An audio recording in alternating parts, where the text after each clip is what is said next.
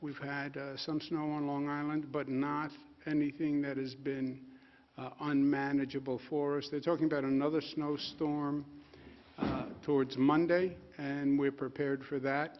The snow has had an effect on the distribution of vaccines across the country.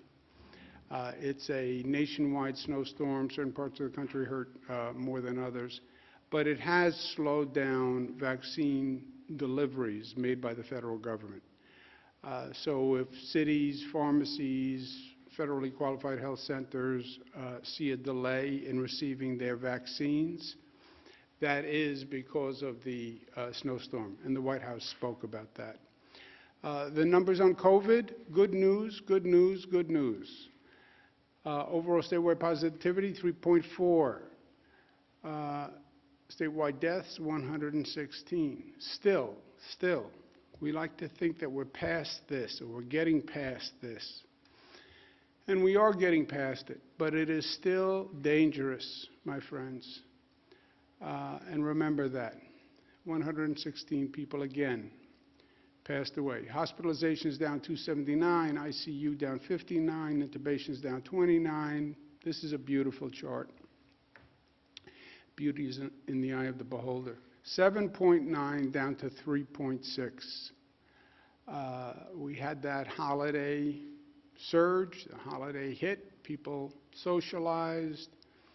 Holiday season, you get a little careless, lack of discipline, but we're down to 3.6%. Hospitalizations also down, not only just day to day, but the overall trend is exactly in the right direction. You look across the state for hospitalizations, you see they are down all across the state. 1, 2, 3, 4, that's the range, but they're down all across the state. Positivity, wide variety on positivity, as you see. 2.09 capital region, 0.78 southern tier, which has done a great job, by the way. 4.4, 4.3, but all numbers down. In New York City, the Bronx still highest, double Manhattan, the Bronx. Higher than Queens, higher than Brooklyn, higher than Staten Island. Staten Island has ticked up, but it's the Bronx, and we have to focus on the Bronx. The Bronx is not as bad as it was. As I said, it's now 6.2. It was 7.8, but the Bronx is high, and they're down from 7.8, but that's not good enough. Relatively, they are still high. We have to focus on the Bronx. The Bronx should be the place that gets the most vaccines, the most testing, because that's where you have the highest positivity, and by the way, that's where you have the most vulnerable communities, Black, Hispanic, and poor communities. So focus on the Bronx. Here's the slide that I love, nobody loves. The opening the economy is the red valve, the economic valve.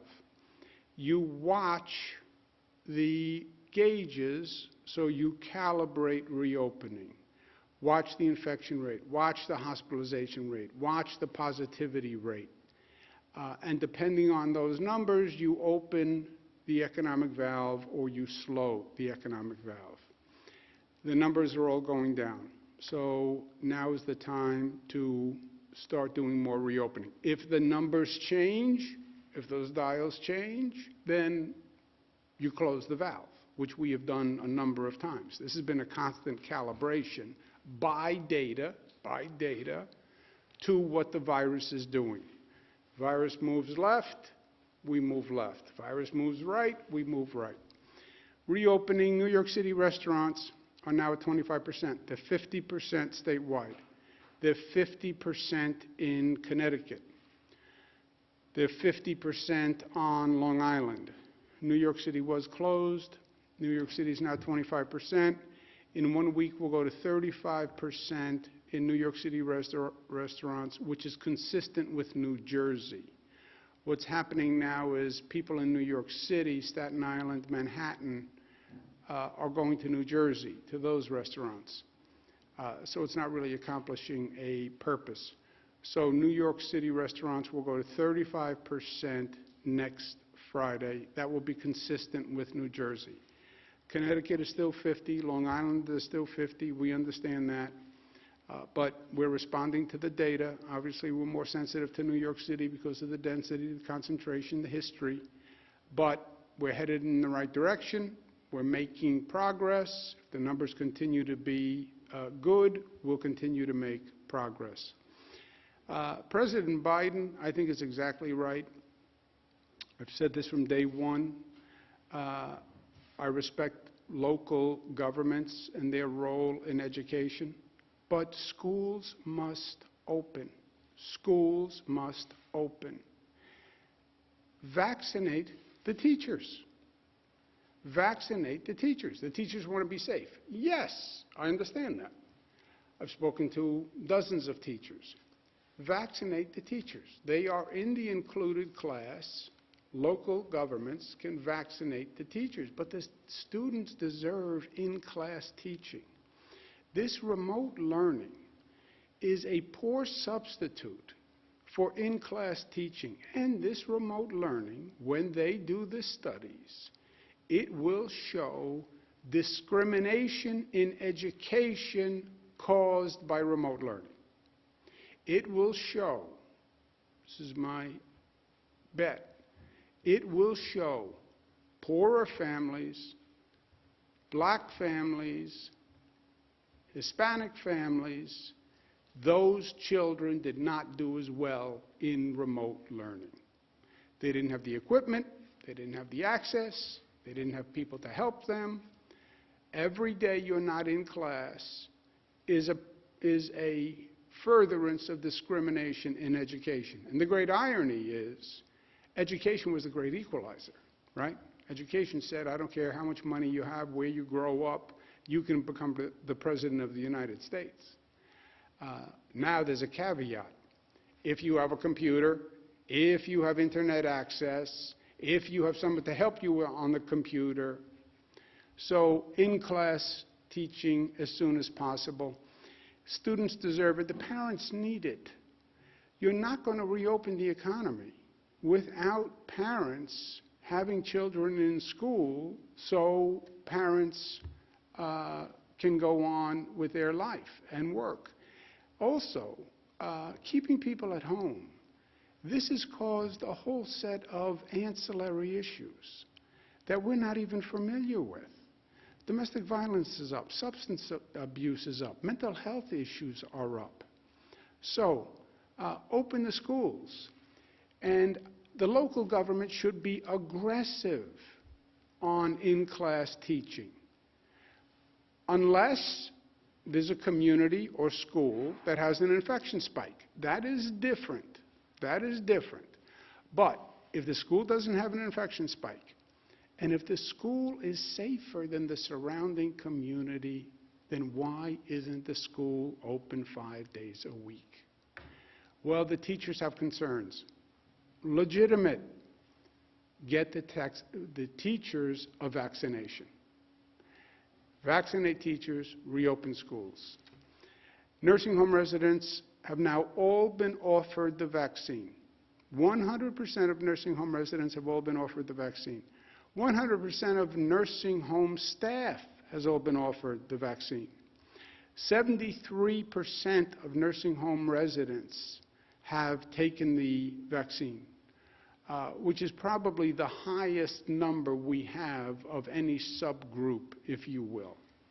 73% are now vaccinated. The DOH is going to put out guidance, but they recommend reopening visitation for nursing homes. This is going to be a very big deal for nursing home residents and families. The guidance is going to be in accordance with CMS and CDC on visitation of residents in nursing homes. They have very specific guidelines. DOH is going to recommend that visitors take a rapid test before entry, and DOH will provide those rapid tests to nursing homes cost-free. Rapid test is very quick, it's not intrusive, and that's a DOH recommendation, and they'll provide the rapid tests to nursing homes. I've said from the beginning, I believe reopening is going to be accelerated by testing. And we've been moving down that path.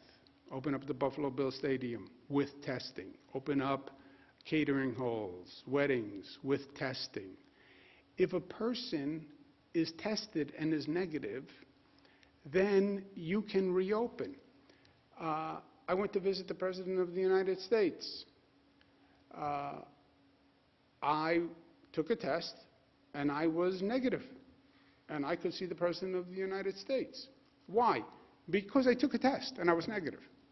Well, if you take a test and you're negative, why can't I go to a movie theater?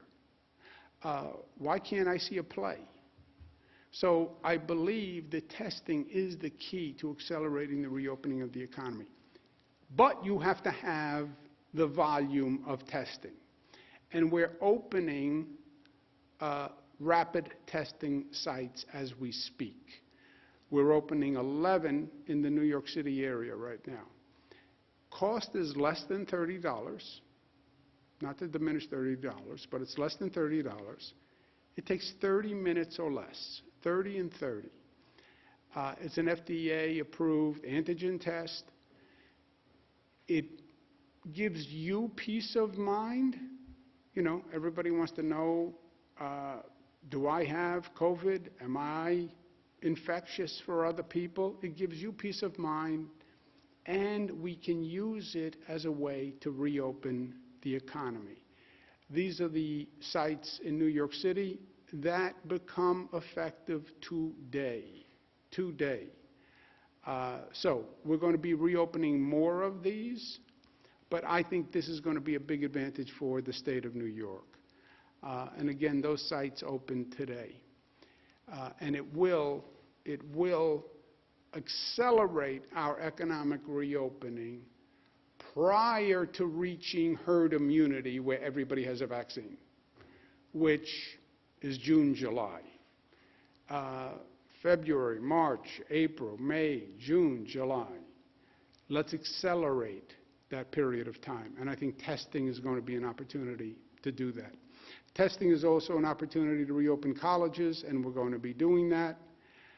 They have to test at least 25% of the total on-campus students, faculty, staff on a weekly basis, and are required to go on pause unless the rate exceeds 5%.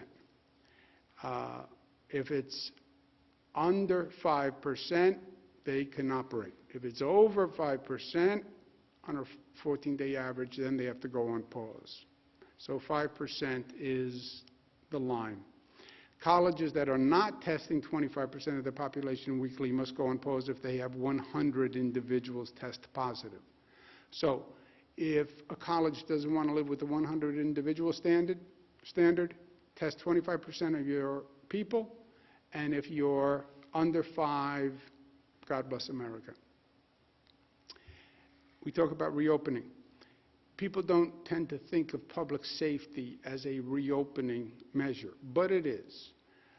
It is a foundation to reopening. There has been much tumult in public safety, climaxing with the George Floyd killing, and it's been nationwide. We said in New York, we were one of the first to act, take this moment to make positive change. Crisis begets opportunity if you use it correctly. And the George Floyd crisis was the last in a long, long line of disturbing incidents. Take that crisis, make it an opportunity, put the community at the table, put the police at the table, figure out public safety reforms, restore trust and faith, and restore safety. Restore safety. Many localities have been making great progress, and I really applaud them, because it's not an easy topic. You put 15 people in a room, you're going to have a lot of venting of frustration. That's the way you get past it. If you don't vent the frustration, if you don't acknowledge the problem, you never get past it. Crime in New York City is a major problem. NYPD and the community must come to resolution. The city council passed a number of bills, and that's a good first step. The mayor, in every city, you need the council and the mayor, and in New York City, the mayor is going to have to act, and they're going to have a passed package, public safety reform plan. It is up to them what they do. And by the way, they're all going to be different. When you see the Buffalo plan, it's going to be different than the Rochester plan, different than the Albany plan, different than the Nassau plan, different than the New York City plan. Fine. Different communities, different decisions. But it's 41 days away, and 41 days moves very quickly. There's a race for mayor in New York City, and a number of people have been speaking to me about it. And here's my 2 cents. The New York City mayoral race is 4 months away. Really, the primary election is 4 months away. But in New York City, the winner of the primary is most likely the winner of the November election.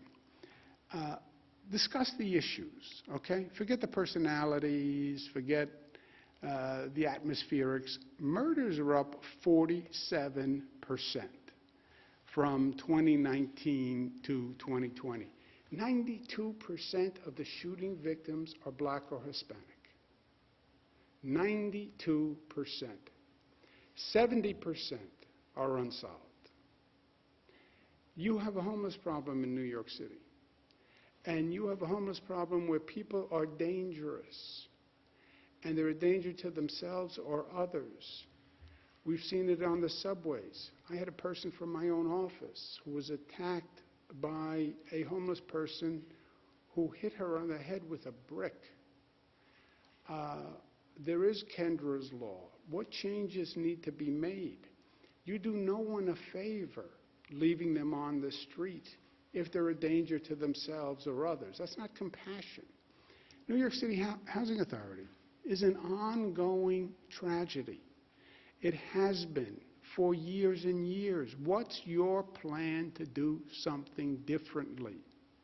You now have a federal administration. What are you asking them to do? There are interesting plans on the table for New York City housing. I was the HUD secretary. I managed public housing.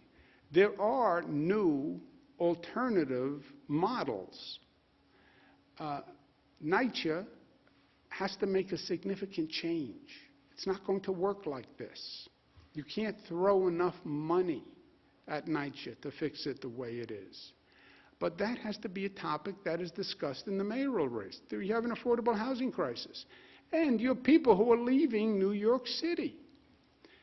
This is what should be discussed in the New York City mayoral race. People ask me, am I going to make an endorsement in the New York City race? I want to know what plans people have in addressing the problems of New York City. And then my second question is, what would lead people to believe you have the credentials to do it? Because we've made this mistake before. What have you managed before? You now want to manage one of the largest corporations in the world. What have you managed before? What have you accomplished before? This is not about rhetoric. This is not about slogans. You need a real manager with a real vision who can really get things done. And that's what the mayoral race should be about. And that should be the conversation. On vaccines, 3,500,000, 2,300,000 first, 1.1 second doses. 12% of New Yorkers have received the first dose. That's really good news. Frankly, I was surprised by that. I know it's hard. I know it's cumbersome. The federal governments have has a number of programs. Federal government gives to pharmacies, federal government gives to FQHCs, federal government gives to the state gives to locals. Yes, it's very hard to navigate. This is true all across the nation. This is how the federal government set it up. But 12% have received the first dose. We're now going to do two sites that I'm excited about. Mass vaccination sites in New York City, in Queens and Brooklyn that are targeted to communities where what's called quote-unquote socially vulnerable communities, where we know the positivity is high and the vaccination rate is low. And these are large sites, 3,000 vaccinations per day. So they're going to open up on Wednesday, and this is important, and it's going to make a major difference. The scheduling for the Queens and Brooklyn sites opens tomorrow, which is Saturday, at 8 a.m. Scheduling is open for 1 week just for the residents of the communities who are targeted by these facilities. After 1 week, schedule will open to all residents of that borough. But for 1 week, we're targeting certain communities with low vaccination rates, high positivity rates. And we have that targeting is done by zip code for both the Queens and the Brooklyn site. And these are the zip codes where you can see what the vaccination rate is and why we're targeting these zip codes. 1 week, they have a priority. I'm going to be reaching out to the churches and the community groups and the elected officials. Please get out the word. You have 1 week to make an appointment. You get priority on the appointment, but you have to make an appointment. You have to make an appointment. We're also opening 4 new FEMA sites March 3rd. Same basic concept. Buffalo, Rochester, Albany, Yonkers. Sites again located in socially vulnerable communities with lower vaccination rates. They will open, scheduling will open on Wednesday at 8 a.m. Again, there's 1 week for residents of the zip codes with the low vaccination rates to make their appointments. Thereafter, the scheduling opens to all county residents, which will be March 3rd. So please be aware of that. Please take advantage of that. Please get the word out. And these are the zip codes in those areas that are the targeted areas that need additional assistance. And I'm not going to go through all the zip codes, but you can look it up. Local governments have received significant additional allocations since Joe Biden came into office. Joe Biden, remember the first problem, Trump administration opens eligibility, wide aperture, says, don't worry, I'm going to increase the supply to meet that wide aperture. What happens? He doesn't increase the supply. So now you have 10 million people in New York State chasing 300,000 doses. Joe Biden becomes president. He finds out the cupboard is bare. They didn't order enough vaccine. They scramble quite effectively, and they start increasing the allocation right away. 16% 1 week, an additional 5 the next week, an additional 5 the next week. Over 4 weeks, local governments have gotten 28% more. We then added on top of that an 11% increase because we reallocated from the hospital worker allocation because the hospitals had 8 weeks now to do their staff. And we reduced the hospital allocation for their workers, and we gave it to the local governments so they could focus on comorbidities. The local governments and the county executives I spoke to the other day, they have to review all the distribution sites in their area. And they're not in control of all their distribution sites. I understand that. I'm not in control of all the distribution sites. I understand that. Some are done directly by the Fed, some are done by the state, some are done by the local, some are done by pharmacies, some are by FQHCs. But the local government knows where all these distribution sites are. Look at your county, look at your city, and make sure the coverage and the actual vaccinations are fair by geography and by race. How many is the city of Buffalo getting versus Cheektowaga versus the northern part of the county versus southern part of the county? How many vaccinations have been given to the white community versus the black community versus the Hispanic community? And we're going to have to constantly adjust. I am telling you, as a fact, you're going to see lower vaccination rates in the black community. There is a higher hesitancy issue, and there's a higher accessibility issue in those communities. And we have been addressing it directly. We go into public housing, we go into churches, we go into community centers, we have pop-up centers. These new sites that we opened with FEMA, they're targeted at exactly this population, but I need the local governments to do this also.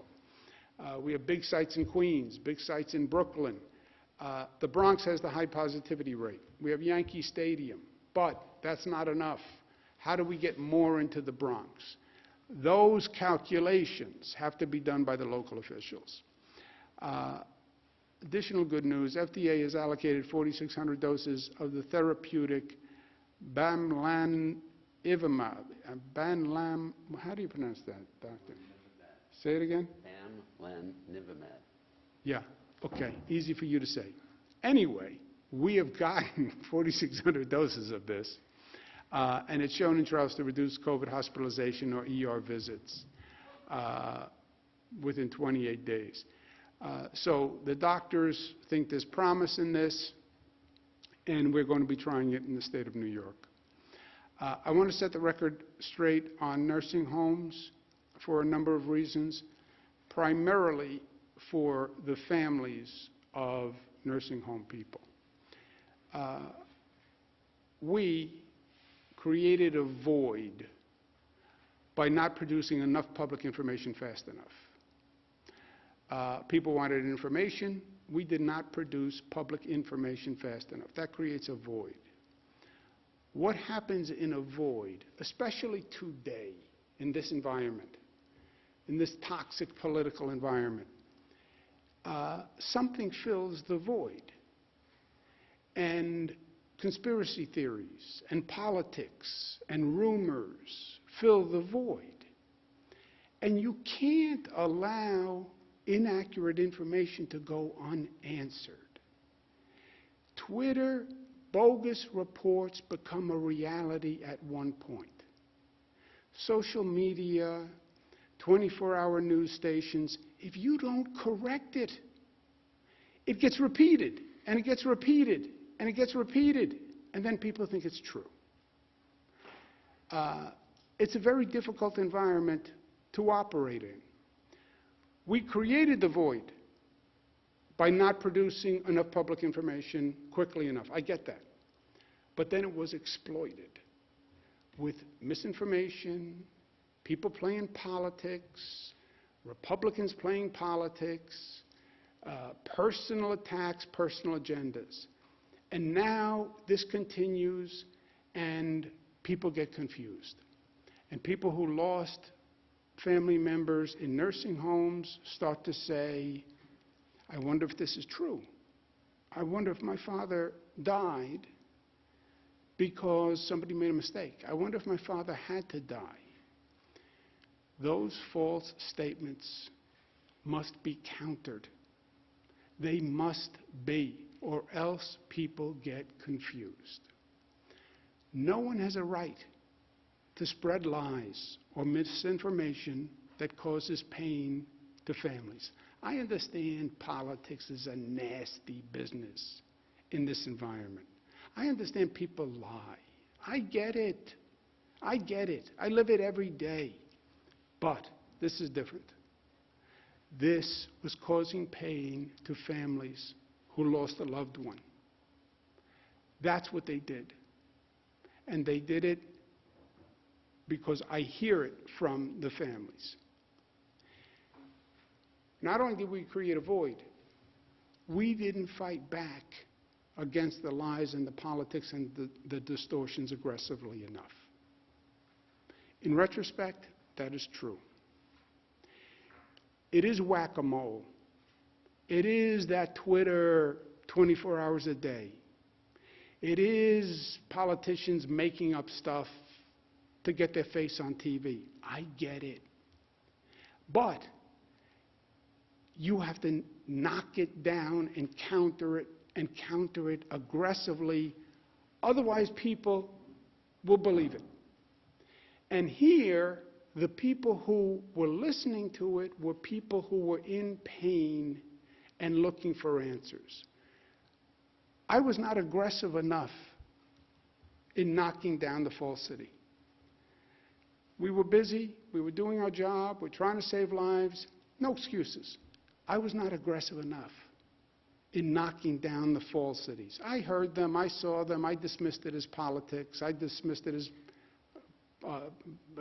personal agendas, I dismissed it as partisan politics, which is at a fever pitch nowadays. But I should have been more aggressive in calling it out, because it wasn't hurting me. It hurt the families who had questions about loved ones. And that was a mistake, and I make no excuses for that mistake. It is an affront to truth to treat falsehood with compliance. It is an affront to truth to treat falsehood with compliance. Compliance spelled the way Thomas Paine spelled. Who am I to criticize his spelling, different spelling? I did not aggressively enough, we did not aggressively enough take on the misinformation that caused people pain. And it caused pain for grieving families. And that's what I regret. I'm not going to make that mistake again. If you're lying to the people of the state of New York, I'm going to call it out. If you are lying in a report, I'm going to call it out. If you're lying in a newspaper because you have your own partisan agenda, I'm going to call it out. I said to the people of the state of New York when I was first elected, I'm here to fight for you. That's my job. I was elected Attorney General. I said, I will represent you. I will fight for you. And I will fight as hard as I can for you. Fighting for the people of New York is fighting for the truth for New Yorkers. I'm not going to let New Yorkers be lied to. I'm not going to let you hurt New Yorkers by lying about what happened surrounding the death of a loved one. I see that as my job, and I'm going to do it aggressively, because you have no right to lie, and you have no right to hurt people. I don't care if it's your politics. You can't lie and cause pain to people who are innocent bystanders to all of this.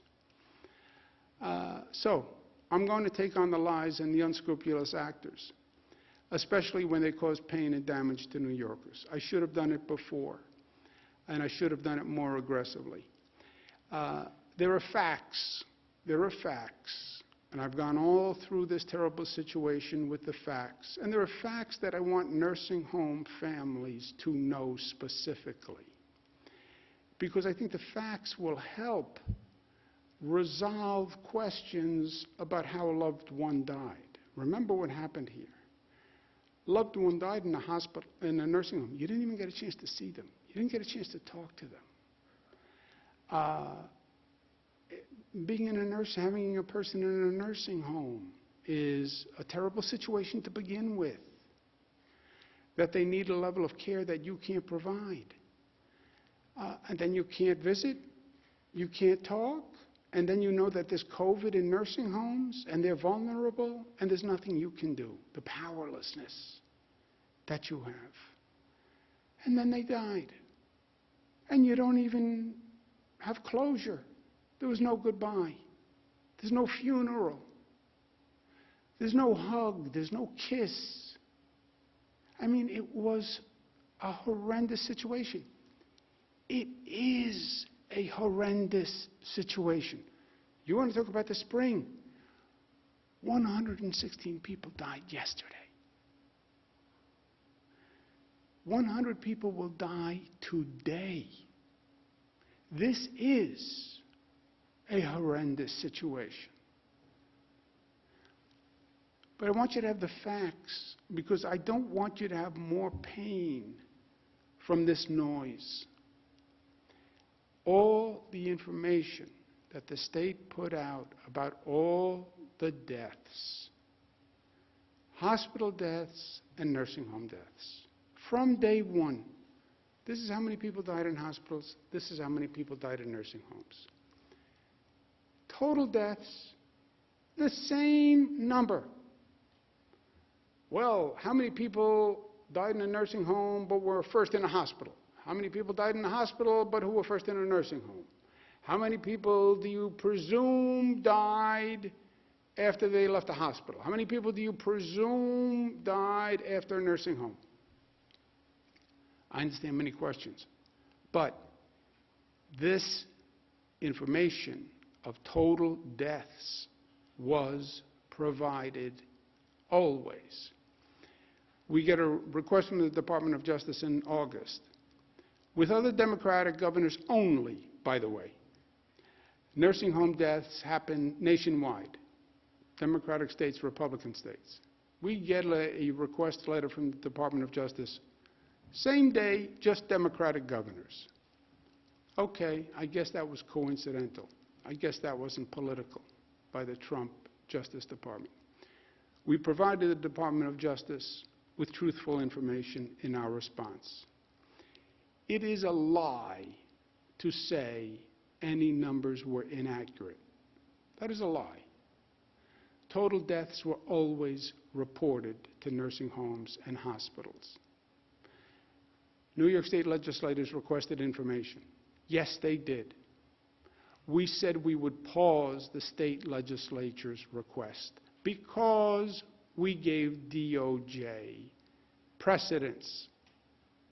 True.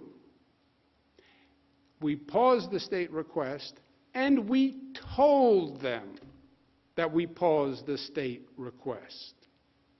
They were told, and they knew, and we gave DOJ precedence. Yes, because that's how it works. Federal DOJ gets precedence. Well, some were offended that they weren't given precedence. I understand they are offended. DOJ takes precedence. I'm the former Attorney General, a former Assistant District Attorney, former Cabinet Secretary. The federal DOJ takes precedence over a state legislator. That's true. They find it offensive. I'm sorry, but that is true. I've spoken to the legislative leaders, and we agree that we're in the midst of dealing with a real pandemic. We have a lot going on, and we have to put the politics aside and move forward and have a more constructive dialogue. But I said to them, I'm not going to allow people to lie to the people of New York without answering them, because I'm not going to allow the grief to be aggravated. I'm not going to do that. I have a very thick skin. I don't know if you can see it. I don't really care what people say about me. I get politics. I agreed to this nasty business because I believe I can do good things. But I'm not going to let you do nasty and cruel things to New Yorkers. that goes against my oath, and that goes against who I am. I'm not going to let you lie to them. It's cruel to lie to a person who's looking for closure on the death of a loved one. And not only was it cruel to the grieving families, it's cruel to the public health professionals who dedicated their lives to public health service. I have public health officials here who could be making millions of dollars in the private sector. Millions. These are some of the best professionals you can find in this country. They are working 7 days a week, 24 hours a day. They don't deserve political attacks and unfounded, unscrupulous attacks. It was untrue, it was unfair. And also, you suggest to the people of the state of New York that they're not getting the best guidance? That's a lie. And you do it with no information, and you do it with no credential, and you do it with partisan politics. New York follows the science and the data. New York has the best health minds in the country who are doing this. And they talk and advise with the best health minds in the world. Our health commissioner is Dr. Howard Zucker. I've worked with a lot of people, federal government, state government, private sector. He's a nationally respected medical professional. He is a doctor and he is a lawyer, which is an extraordinary combination. You don't see it often.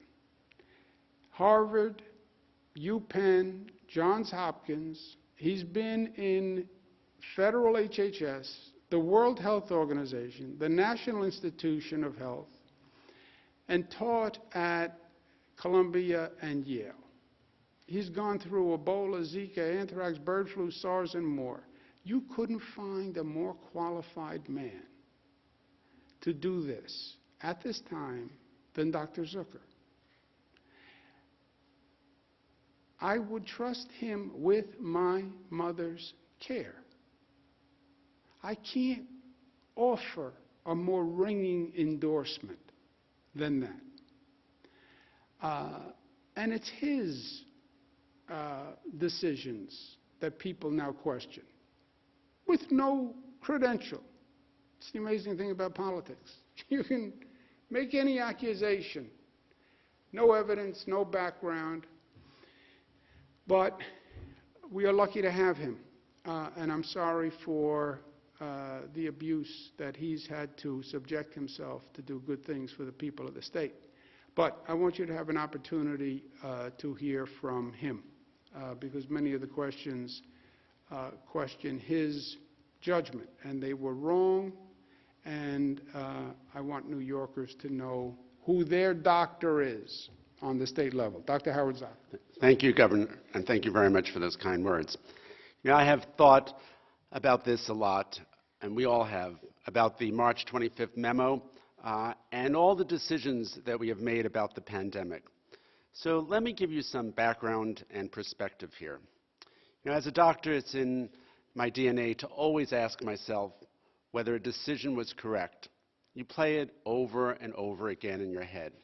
You can ask your doctor, they're going to tell you the same thing. They'll say that you think about every decision and you play it back that night and the next day.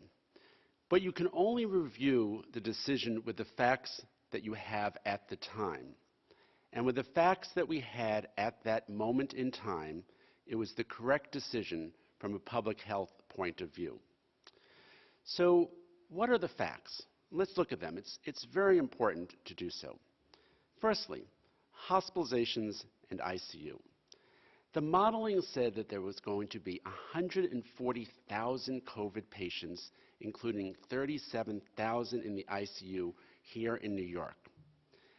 The COVID hospital rates were growing at a staggering pace, doubling every 3 days. Every 3 days, when we looked at those numbers, every 3 days they just kept going up and up. We were running out of ICU bed capacity. And these numbers are frightening numbers. And so one should look at this from a practical point of view. So let's put this in some perspective. New York has 50,000 beds total in all of the state in the hospital. We have just 30,000 of those downstate, where the problem was primarily concentrated. We had 84,474 New Yorkers who went through the hospital with COVID from March 25th to May 10th. Now, this goes back to my experience as an ICU director. You know, as an anesthesiologist, as an ICU physician, as a cardiologist, I literally saw this picture in my head of the National Guard squeezing an ambu bag attached to a breathing tube for a patient, obviously intubated, working in shifts to keep people alive. This is what happens, and the image of just all of these beds filled with individuals lying there with a breathing tube and someone squeezing a bag to keep them alive. That's what happens when you have 37,000 patients intubated. I'm telling you from experience, it's frightening. For anyone who thinks that these models were an exaggeration, I suggest you go back and look at the great influenza before we had some of these medical technologies back in 1918. Or better still, we could just go and look at Italy on the television every day back at that time. And they have a sophisticated healthcare system. So the question is, what does one do? You protect the entire healthcare delivery system to save lives and to flatten the curve. And remember what the goal was and still is, to flatten the curve so that you can accommodate the influx of ill patients into hospitals and also to decrease the number of cases as well. And that's what happens when you flatten the curve. You need to protect the healthcare system by balancing the patient load. People die if you cannot get them into the hospital, or staff are overstretched as a result of those numbers. It was also important, and as important, and still is, to protect the nursing home residents. So how do you do that?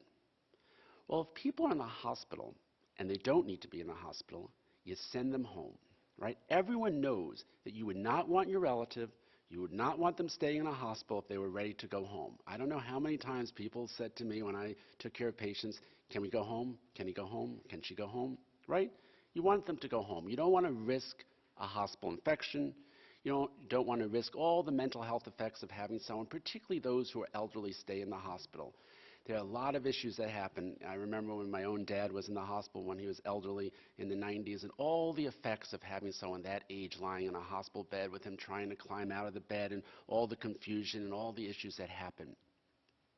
There's an old doctor adage, which is the worst place to be when you have recovered is the hospital.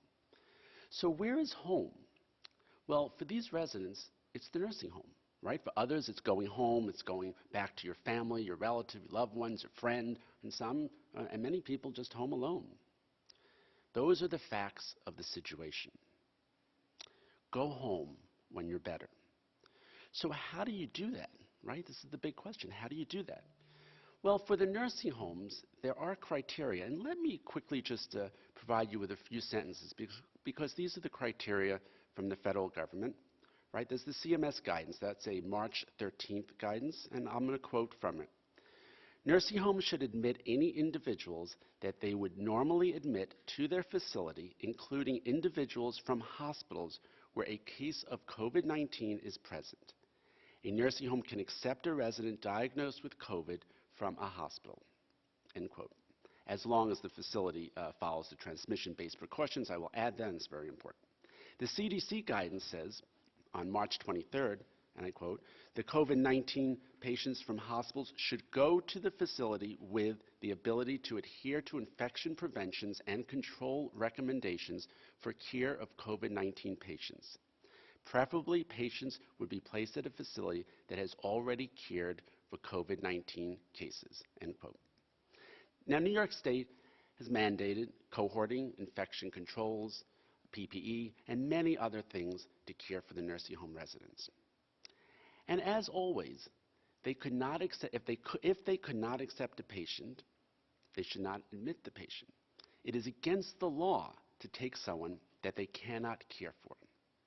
We simply said you cannot deny admission based on COVID status.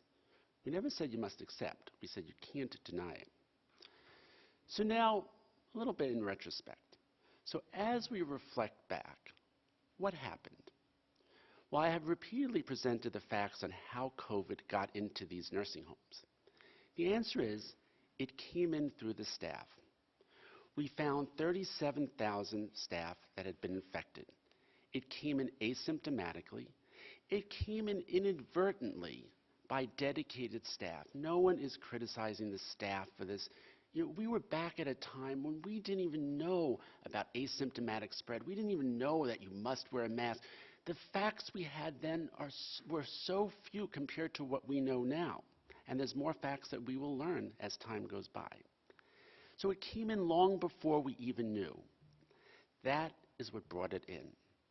98% of the nursing homes that accepted a hospital admission already had COVID in that facility. It is unfortunate, it's tragic, but it's true. It's the facts. 132 facilities that never took a COVID admission from a hospital still had COVID fatalities. March 25th was not the driver of COVID infections. It was not the driver of COVID fatalities. The facts are the facts. Now let's look at the timeline. And this is very important to hear. Since May, no resident has been admitted into the facility without a negative test. We still have restricted visitation. And the staff are the only ones coming in. And they're tested twice a week. And yet, we are still seeing nursing home outbreaks and fatalities. The same rate of nursing home fatalities as we saw before March 25th, after March 25th, and in the fall and winter. And if you just take New York aside for a second, put it aside, and you look at the rest of the country, the states that did not do this or have any memo, they still have thousands of nursing home deaths. The fatality rate then and now is consistent with community spread. I've said this all along. What happens in the community happens in the nursing homes. So what if we hadn't done March 25th? Hospital beds that ended up saving lives would not have been available because they would have been occupied by someone who could have been discharged. And I can see this scenario, people saying, well, there was someone who could have left and gone back to their home, a nursing home or back to home, and you left them in a hospital bed, and that bed could have helped another individual who needed that bed. Because remember, the modeling, 140,000 hospitalizations, 37,000 in the ICU. Those are the models. You make the decisions based on the information that you have at the time. We made the right public health decision at the time, and faced with the same facts, we would make the same decisions again. And just as a personal note, I feel for all the families who lost someone. I often think about the sorrow that they've experienced because of their loss.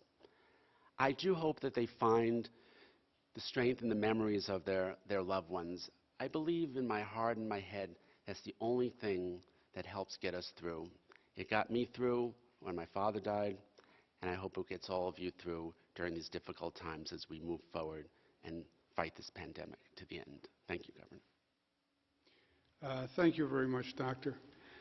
I'm glad New Yorkers had the opportunity to hear from Dr. Zucker. Of course, his credentials are impeccable. But when you hear the facts from him, you hear the reasoning from him, you understand why these decisions were made. And you understand the decisions were right. The hospitals were being overwhelmed. People needed acute care in those hospitals. They needed the ventilators, Lord knows. They needed the nurses. They needed the intensive care.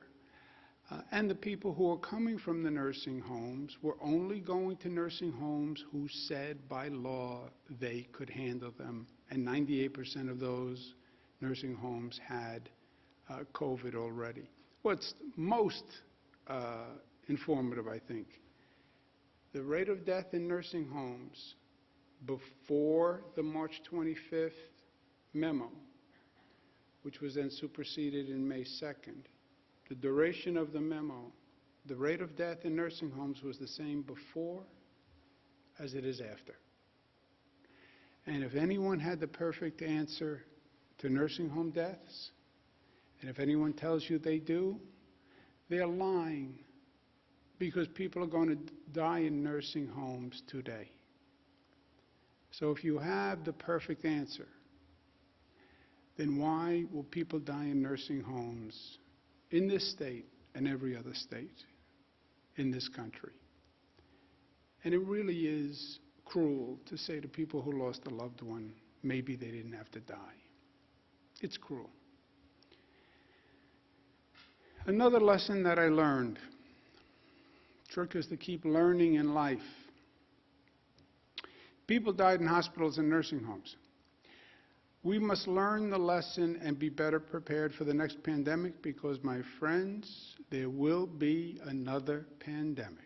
There was SARS, there was MERS, there was Ebola. We ignored it, we didn't learn from it, and then COVID happened and the house collapsed. MERS and SARS were also coronaviruses. COVID is the third coronavirus. But we didn't learn after MERS and SARS. We have to learn after this one, and we have to make the changes. You have hospitals that are weaker performing hospitals. We know that because we just put the hospital system through a stress test. And you saw which hospitals stood up and which hospitals faltered.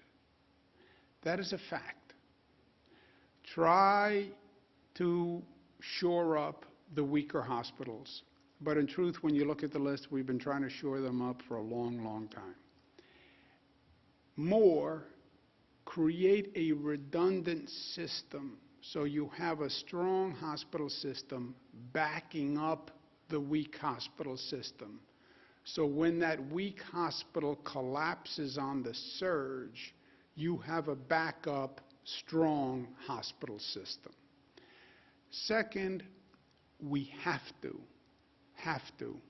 reform the nursing homes. They were only supposed to take patients if they could. If they could. And that was by law. It's not a moral obligation. It's by law, if they were prepared to handle them. Nursing homes need more and quicker staff and resident testing. As Dr. Zucker said today, which he said to me many times before, and therefore I said to you many times before, COVID came in to the nursing homes from the staff. They got it at home, they got it in the grocery store, they went to work, and they brought in COVID. COVID came in from the staff because we didn't even know there was anything such as asymptomatic. All the federal experts told us the opposite. And we didn't have any testing. So there was no way to test them. We have to fix that. Staff has to have more protection. They have to have more protective material. We have to have surge staff available, because you can't ask a person in a nursing home to work 7 days a week, 14 hours a day under this stress. A nursing home has to have surge staff availability. They have to have a PPE stockpile, because if you try to buy PPE once a pandemic hits, it's too late. We sent planes to China to buy masks. Have the stockpile now. More isolation rooms, so when a person has a disease that might be contagious, you don't know what it is, you have the ability to isolate. More staff training, more family notification so families can get through to their loved ones, and more regulation on the use of funding. Taxpayers spend a fortune on these nursing homes, and the funding should be going to the facility and the patient care. These are not designed to be businesses and money-making machines, right? This is dealing with the public. We should regulate of the funding that we give these nursing homes, how much goes to funding for staff, salary caps for management, which I proposed years ago, and they wouldn't pass. because that's just another way of taking money out of the nursing home, and have a limited profit margin. You can't say to a nursing home, either you can buy new beds or you make more money. Either you can hire more staff and help people or you make more money. Either you buy a new TV for facility for the patients or you make more money. If they're in the for-profit business, they're going to choose make more money. No. Here's how much money you can make. Everything else has to go into patient care. I'm going to propose that nursing home reform agenda today in my amendments to the New York State budget. I will not sign the budget without this nursing home reform plan, period. And I mean that as New York tough, smart, united, disciplined, loving. I want to say to Dr. Zucker and all the health staff, thank you for a great job. I'm sorry you have to do it in a lousy political environment, but that's where we are. I'm sorry that you had to deal with COVID. I'm sorry that you had to deal with the pandemic. I'm sorry that you had to miss your family working 7 days a week. And I'm sorry that you have to be abused in the partisan politics of the day. We should have provided more public information sooner. Yes, no excuse.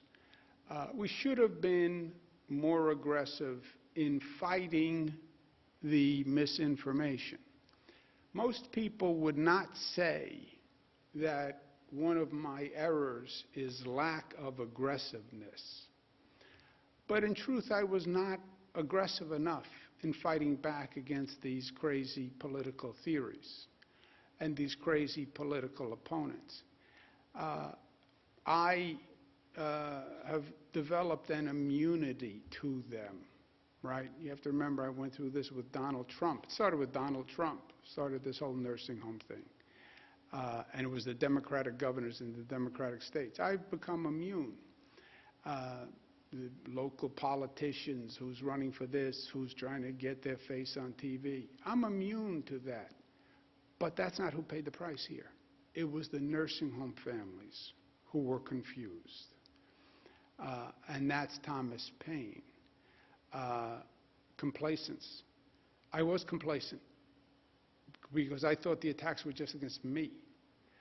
I was wrong to be complacent. The attacks were against Dr. Zucker and the healthcare team and the administration. I was wrong to be complacent because then New Yorkers said, oh, does the healthcare team really know what they're doing? And I was wrong to be complacent because then the nursing home family said, maybe something happened that we don't understand. And that aggravated the grief that they were feeling. So I take responsibility for all of that. Because I take responsibility for all of it, period. Whether it's Dr. Zucker in the health department, whether it's Jim Malatras at SUNY, I take responsibility. That's what I think the people of the state of New York deserve.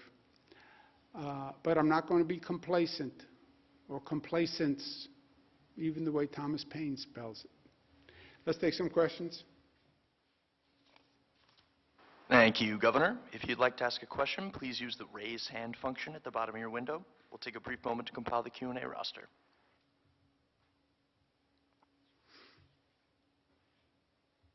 Governor, your first question comes from Karina Gary at WUTR TV. Karina, your line is now open. Please unmute your microphone.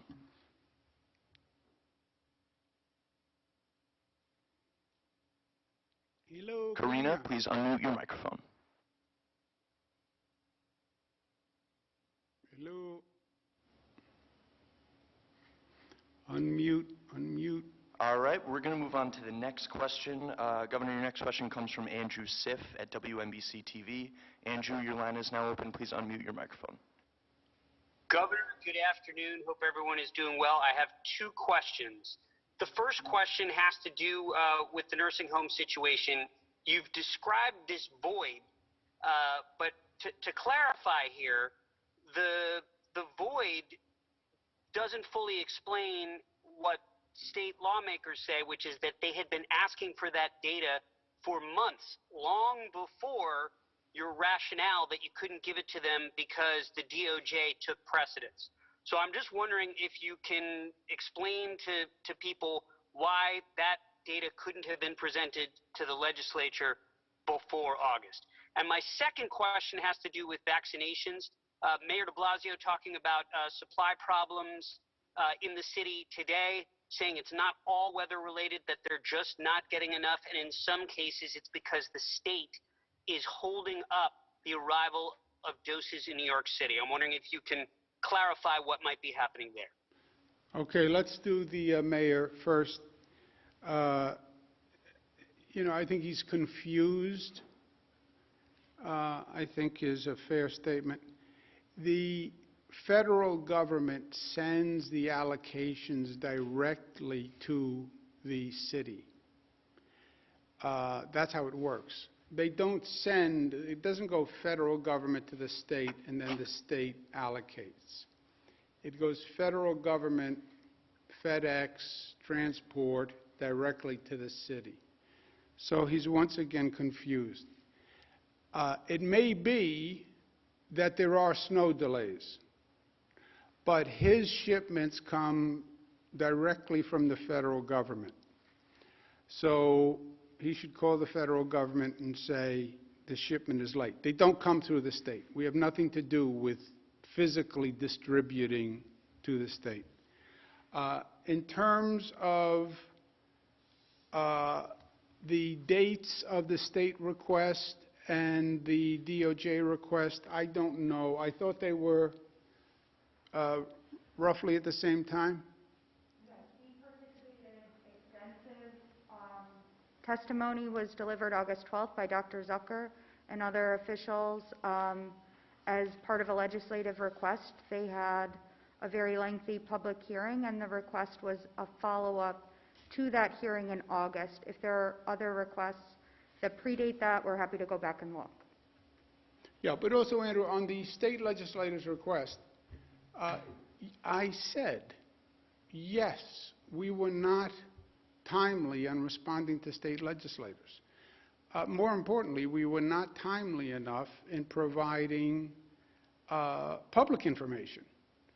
You know, I get the state legislators. I'm more interested, or just as interested, in getting public information out, and people wanted a lot of information. Now, why was there a delay? Frankly, because everybody was working 7 days a week, 24 hours a day on actually managing the issue.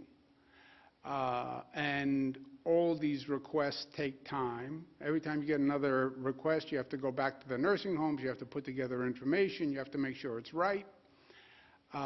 So there was a delay in providing public information. Once there's a delay, then people say, oh, I wonder why they're not providing the information, and they come up with theories. Or just you create a void, and then people can add their own theories, right? So Donald Trump adds a theory, everybody adds a theory, and it's a distraction from their issue in politics, right? Anyway, we'll leave the politics out of it. But I said to the state legislator, yes, we were slow in responding to you. And we told them we were slow in responding to them. And just to be a little hyper-technical, we told them, and they implicitly agreed to the delay. And I'll tell you why you know, Andrew. Because your follow-up question would have been to the state legislator, well, when you didn't get a response, did you send a demand letter? Did you say, I'm going to subpoena the information if you didn't get it? Right? So it was an agreed-to delay, right? But I said to the legislative leaders, yes, I understand state legislators are offended in not getting the information. I get it. And we have a lot of work to do, and I want to take the tone down, and we have to do a budget, we have to do vaccinations, we have a lot of important work to do together, and that's what we should be focused on. But also, Andrew, they had all the numbers. There are only, there are two basic numbers. How many people died in hospitals and how many people died in nursing homes? Well, we want subsets of that. Okay, but they had the basic numbers all along. Next question. All right, Governor, next up we have Peter Haskell from WCBS 880. Peter, your line is now open. Please unmute your microphone.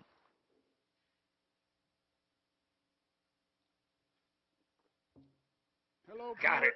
Thank you. Hello. Thank you. It seems one of the questions here is about credibility. There are people, Democrats and Republicans, who wonder, did you lie to them? And they say, can we trust this guy still? What do you say to them? I say, first of all, look at the results, Peter. Can you trust this state's response to COVID? Let's look at the facts. No state was hit as hard as we were. We were ambushed. We went from the highest infection rate to the lowest. We were on the verge of overwhelming the hospitals, like China, like Italy. That never happened. We never wound up in the situation that California is in today. New Yorkers did a phenomenal job. Dr. Zucker did a phenomenal job. That is all a fact. Well, he didn't respond to my request. Yeah, well, he told you he wasn't responding to your request. It's not a credibility question. I said, no, I'm not answering your request now. I have a lot going on. We're managing the pandemic. We're responding to the Department of Justice. I said no. It's not a credibility. Now, they didn't like the answer, no. I get that. But that's not credibility. So I might get a second chance. Do you know what I'm saying? Jacket? Shh. Shh. Peter's on the phone. Go ahead, Peter. Can you still hear me? Yeah. I mean, the fact is, you were asked about nursing homes over and over again during these briefings. So, did you not know the information, or did you choose not to share it? I knew the information that I gave you. Total number of deaths in hospitals, total number of deaths in nursing homes. And Peter, that's what I was focused on. Frankly, I hadn't even heard a lot of these concepts. Well, how many did a nursing home presume dead? I never heard of the concept of presuming someone, presume a cause of death. How many were in a hospital but then went to a nursing home and went to a hospital? I was not focused on any of that. I sat here every day. I give the total number of hospital deaths, total number of nursing home deaths, and those were the relevant numbers as far as I'm concerned. Well, state legislators didn't get the information. Yes, Peter, I am telling you, they did not get the information. Also, I'm telling you, ask them to send, they did not call up or send a demand letter or send a subpoena. I think they were actually right.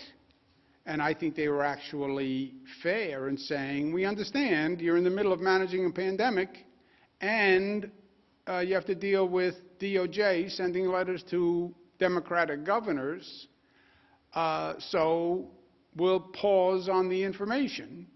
And they come back in the legislative session in January. So I think they were actually reasonable. And I think the leadership was reasonable. I think you have some members who say, we should have had the information when we wanted it. Yeah, I understand that those were, some people feel that way. But to them, Peter, say, well, then why didn't you send a demand letter? Why didn't you send a subpoena? I mean, if you really wanted it, that's what you would have done, right?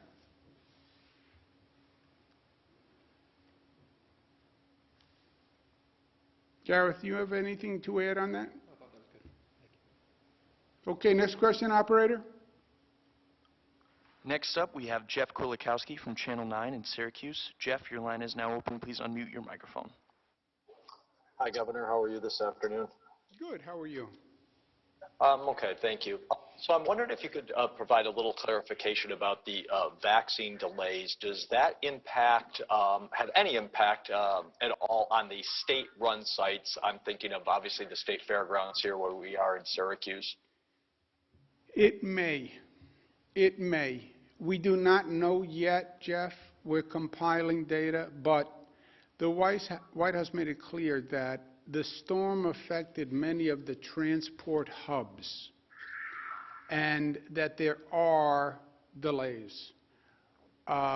We don't know specifically because they're all individual deliveries. You know, it's amazing when you think about it, Jeff, but FedEx makes many of these deliveries. So we don't know yet exactly how many sites got their FedEx distribution and how many didn't. So how would you suggest people best track it? They'll be emailed if they're impacted, or what should we communicate to people tonight on the air? We will. No appointments have been impacted thus far. If there is any impact, we'll let you know right away. No, there hasn't been any impact yet, right? Correct. I mean, a lot of these sites are still using the weeks 1 through 9 allocation, and the weeks 10 allocations are the ones that have been delayed, and those are coming in slowly. Some have come in, many have not, but for the state sites, we're still using that weeks 1 through 9 allocation. So those appointments are still ongoing. If there is a delay, we'll notify people immediately, of course, and they'll just be postponed, not canceled. And just one last point, there is a CDC call today at 2 p.m., so if we get any additional information from the CDC at 2 o'clock, we'll put out a press release immediately following and make sure all the local governments are aware of any change in the situation. Next question, operator. Governor, next up we have Karina Gary from WUTR-TV. Karina, your line is now open. Please unmute your microphone. Hi, I'm so sorry about that earlier. That's all right. Welcome back. It happens. Thank you. So I'm actually going to veer off from the nursing homes. I've actually been contacting your office for a little bit about the New York 22nd congressional race. I'm not sure how familiar you are with it, but there were a lot of issues that came up, and actually the Oneida County Board of Election Commissioners had to resign, and only you can actually remove them. So if they hadn't resigned, you would have had to remove them. You know, we're really worried about everything we saw, what came up, all of their errors that came up. Is there anything that, you know, you can think of in terms of law that going forward where we can fix these type of issues? You know, it's a good question, and it was very concerning what happened. And I think it's the right thing that those election commissioners resigned, frankly. We have laws and laws and laws and laws, and then they have to be implemented. And at one point, it comes down to competence and diligence and capacity. I'm not saying that the election commissioners brought any bias to the job, and I don't have in-depth knowledge. But to me, it seems like basic incompetence in the administration of their functions. And many of these boards, they appoint political people who are not competent to do the job. You know, we even do it in elections. We fail to ask the question, are you competent to do the job? What's your experience? What's your ability? What have you ever accomplished? Are you competent? And I think it was a question of competence. Thank you. Thank you so much. Thank you. Next question, operator. Next up, we have Bill Mahoney from Politico. Bill, your line is now open. Please unmute your microphone. Hi, Governor. Thank you for taking my question. Just wanted to follow up on your talks about the void, where I think we all do want to get accurate information out there. Is there any chance you could release to the public whatever you sent to the DOJ as a way for us to help get the story out about what actually happened? And also, are there any other transcripts from any other meetings you've had on this subject that you might be able to share with the press to help illustrate better how this played out and get this accurate information to the world? Look, if I would have no problem with it, I would have to have the lawyers talk to DOJ, but I would have no problem with it. You know, there were two corresponding mistakes, Bill. And part of it is a function of the time. We're managing the pandemic. You guys want information. Information takes time, which I think you don't appreciate. And information takes time from the same people who are managing the pandemic, right? You ask a technical question, they have to go to the people at this table. Because the situation is moving so fast, except the people at this table are day-to-day involved 100%. So that's not an excuse. It's an explanation, but it's not an excuse. We did not provide enough public information. And by the way, in this situation, I don't know that you could ever provide enough public information, because one set of questions begat another set of questions. But we did not provide enough information. That's one phenomenon. Second phenomenon, okay, now there's a void. The politics is intense and miserable and personal. Donald Trump himself started this, COVID is a Democratic state problem, and the Democratic governors are killing people in nursing homes. Remember, that was a national Republican strategy.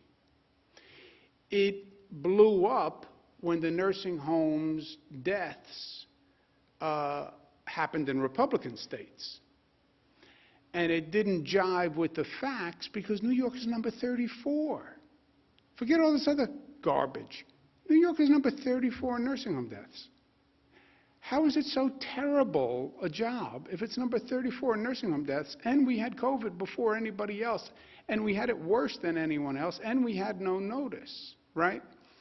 But then in the void, now all the local politicians, this one should call on the resignation of Dr. Zucker. Are you kidding me, Congressman?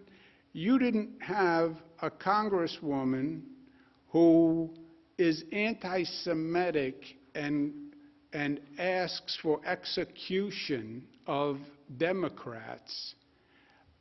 You supported her. Other congressperson, administration should resign. You were part of the insurrection at the Capitol where people died. I mean, but it's all this political toxicity, and then you get some people who have a personal agenda. Some people who have had a long-term problem with this office, which still goes on, where we believe there was unethical, if not illegal, activity. And that continues. So now you have that in the mix. But that all fills this void. Now, you could say, Bill, because you've covered this a long time, well, that's just another day in politics, right? Accusation, cross-accusation, you did this, I did this. That's just another day in politics, right? That's mudslinging. That's why people are disgusted with the whole thing. Yes, but, and there's a big but here, and this is why I made a mistake being complacent, and this is why I'm no longer going to be complacent. It wasn't the normal political back and forth. You had a different audience. The audience were the grieving families of nursing home victims. That was the audience. And it wasn't just the normal back and forth with you as a reporter and tweets and this garbage and that garbage. which I do dismiss, to tell you the truth. I don't even read Twitter. I do dismiss it. And I've always dismissed it because it's so obvious and transparent and disgusting. But there was a different audience. And now I have people who lost a loved one saying, I don't understand. They're saying my father could have lived. I don't understand. They're saying my father only died because somebody came from a hospital, from a nursing home, and brought COVID into the nursing home. And they're getting pieces of information, and they're listening to some of these real zealots spin these tales. And you look at the partisanship, Bill, but for a couple of exceptions where it's personal, it's all partisan. But the audience was different, and my complacence was wrong. I should have tamped down every attack because the audience hearing it didn't know that this is the normal political garbage, and it hurt them. That's what I feel badly about. I also think it's terrible that they attack the health department and Dr. Zucker, but that's just the normal ferocity in this political moment, right? But all this said, I am not going to be complacent anymore.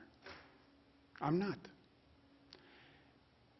If there's But flew right off with a broom. Oh, yeah, we're lucky today, Jackie. Mainly just a little bit of a nuisance, that light snow. Very powdery, not the best type to make a snowball or anything like that. But we saw ice storms this week, some crazy winter weather all week long, and the past couple of weeks sweeping across the nation. We actually had 3 major winter storms in just 3 weeks move across the United States.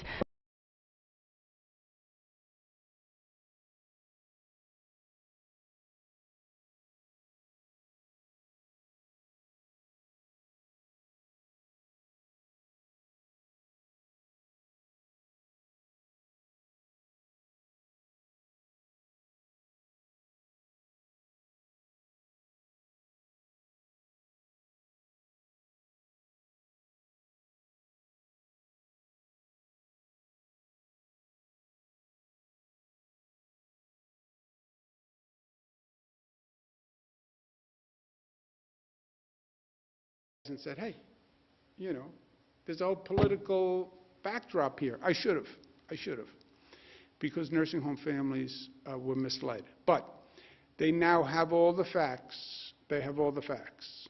They have all the facts. So should we expect? And we do have to move forward. And what I said to the legislative leaders, which is important, is, look, I get all this. And I get the legislators who are offended that they didn't get precedence on their report. I get it. But we have to do a budget. We have to do vaccines. And then we face probably the greatest challenge that this state has faced in modern history. We have to rebuild the economy. And right now we have a hemorrhaging situation. We have New York City hemorrhaging people and revenue. And this is going to be a problem for many urban environments. You know, Zoom, Bill, exposed people to a different world. I don't have to be at a place of work. I can be sitting in my den in my pajamas, and I can do work.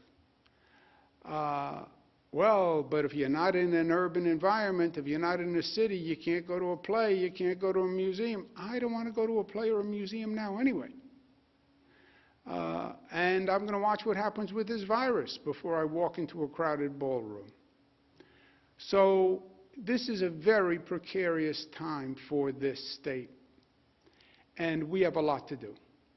And that's my job. And that's what we're focused on.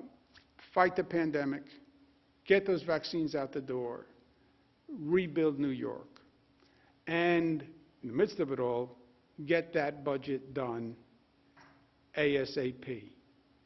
And then, atmospherically, don't be complacent in allowing untruths to go forward, because it hurts innocent people. Okay, thank you very much all. Thank you for taking the time.